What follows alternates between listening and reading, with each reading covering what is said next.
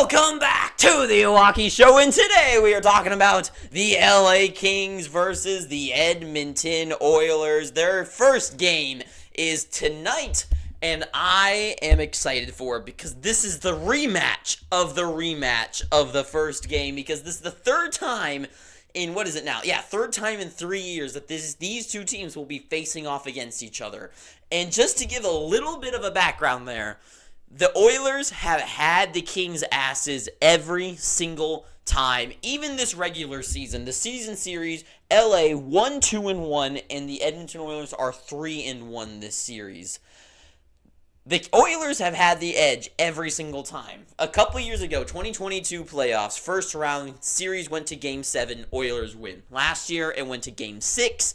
This season, I guess the joke would be that they go to Game 5. I don't really know what to think about that. I'll tell you at the end of the video. But they're right now, LA, third place in the Pacific Division, will get away team advantage, as that's not a thing.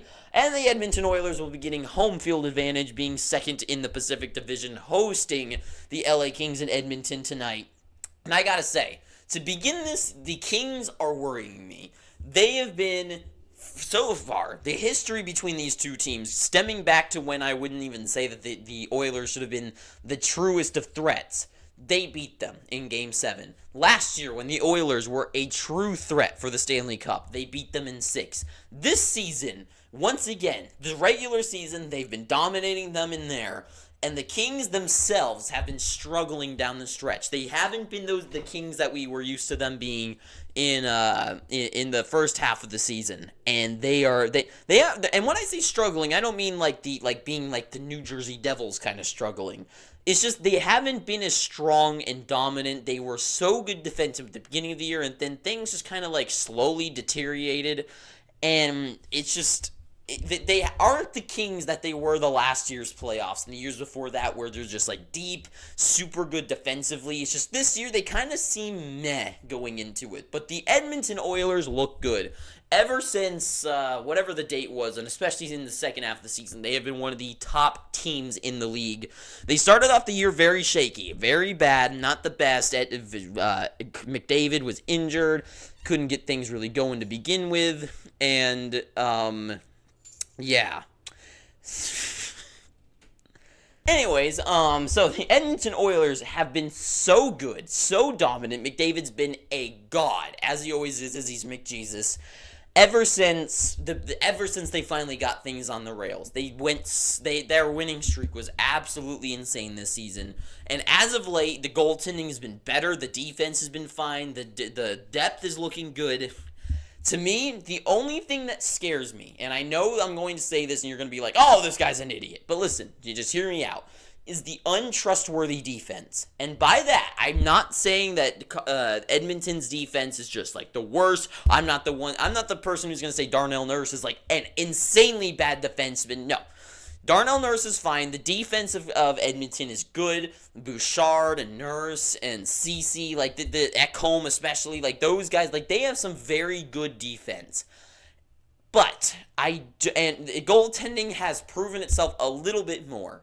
But in a playoff matchup this season, and in a team who is usually so good at overloading the opponent team with their lethal offense of McDavid and Draisaitl and Ryan Nugent-Hopkins and Evander Kane, and then the hot hands sometimes of now this year with Zach Hyman, truly. Usually it is all about overpowering them with offense, and then they're going to be scored on a lot of times that they can just keep punching back, right? This year the team has cooled off a little bit more than usual. Nugent-Hopkins, not the highest points he's ever had. Draisaitl having only a 40-goal season, which I know is a ridiculous thing to say. It's only 40 goals, but he isn't the 50-goal scorer this season he was, and he felt like he definitely took a step back this season. Evander Kane isn't really the Evander Kane that we usually see, where he joins a team and he gets 3 hat tricks 3 days in a row or something like that.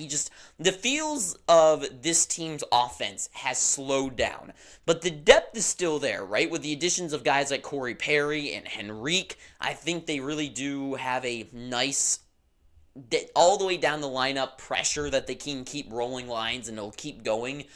But it does worry me that a season where McDavid, who isn't a 64 goal scorer, right, where he doesn't go out there and he's just going to keep scoring goals, he's more of an assist guy, does the game of a guy like Zach Hyman, which is a very predictable game where he stands in front of the net, and the Kings defense have guys like Gavrikov and Doughty to stand there, guys like Kopitar to shut down the plays of and Philippe Deneau to shut down the plays of guys like McDavid. To me, it is this series isn't as black and white as I think most people think it is, because the Kings' depth is still there, right? They have Kopitar, Kempe, and Byfield. They keep going down the lineup. You still have guys like Dubois, who aren't the biggest pushovers in the world, right? You still have some solid addition pieces to this team. I don't know if I said Fiala yet, but there are still some deadly pieces on this squad, and a lot of good two-way plays. And a lot of good, and defensively with Gavrikov and Doughty back there, they do have some good pieces to shut down the top two lines of the Edmonton Oilers. And to me, here's the key to success. Here's the key for both these teams to win. For LA, they need to expose Skinner or Picard. Those two goaltenders, to me, I have not, and I'm sure people in you guys down there can go down there and be like, you idiot, Skinner's done this or whatever. But listen, to me, they still haven't proved themselves. They're in Georgiev territory where they really need the guys in front of them to help them succeed. And if the LA Kings can expose Skinner and Picard in the playoffs and in this series, and then shut down McDavid and just enough and really take out Hyman's game, there goes that 50-goal scorer, then I think you are really going to knock down the Oilers. And to really rattle them off their game is be physical. Doughty and Gavrikov need to throw their weight around. Guys like Kopitar and Byfield can just dummy guys. And especially down the lineup with some of their bruisers as well. They need to play physical. They need to slow down the game of the Edmonton Oilers and just do not allow them to outskate them and outpressure them, right? They need to shut down their guys. They need to expose Skinner and Picard. And to me, just play physical. Play physical. Don't let the super offensively talented like Bouchard get the puck to the point, move across the line, get it down the zone, get it to McDavid who can whip around, get the puck over to Hyman, and then he gets the tip-in goal, right? To me, it's Bouchard, pressure him at the blue line, have a bad angle to get the pass to McDavid where you already have a guy on him to hit him into the boards and not allow that Hyman play to go, and have a guy on Hyman, right? And I know I'm not saying anything groundbreaking, but these are the keys to the success, right? That they need to shut them down with. And then for the Oilers is just to keep exposing the Kings, right? Use that speed, use that pressure, use that offense. Have guys like Corey Perry and Hyman just pounding the net, and have guys, of course, McDavid and Draisaitl just keep getting points on the boards. Guys like Henrique need to show up and play that offense, and the defense needs to be good enough to not allow Skinner to be just by his own. And I think the biggest thing to me is that the Oilers need to really propel themselves from this series. Because to me, when they play Vancouver or the Nashville Predators, I do worry a little bit, because to me, those two teams have a very deep core as well, and I think this needs to be a good series win for the Oilers. This isn't one that needs to go to 7, or this is not one that they need to have a tight series or not really have their best. If they can't win those 3-2 games, right? The Edmonton Oilers need to be winning 6-2. They need to be winning 5-1. They need to have some good wins and go in with lots of confidence, and then not get punched in the face when they place against a team that has some amazing stacked skill and defense and goaltending like the Predators or the Vancouver Canucks. So for me, Edmonton needs to have a good series win here and really expose them with the power play. I know it's already been said by so many people, but that power play on the ice in the playoffs especially is going to be lethal, and they need it to be rolling. They need it to be rolling now, and they need it to roll into the next round. And for me, I don't know if you can already tell where I'm going with this, but in my eyes, it is going to not, I don't want to say easily, because I am still pretty torn on this series, but I do think this is going to go the way most people are thinking, and I'm going to say that this series is Edmonton's in 6. I think the Kings are going to push them a couple times and edge them out in a couple series, and guys like Cam Talbot will have a couple shutdown games and really be strong in the third period, when LA will have some solid jump-out guys in games like 2 and 3 of the series. But I think this is Edmonton's battle to win. But it is questionable what happens after that. So to me, Edmonton wins this series, and it is a close one. It's one that I could see ending in 4 as well.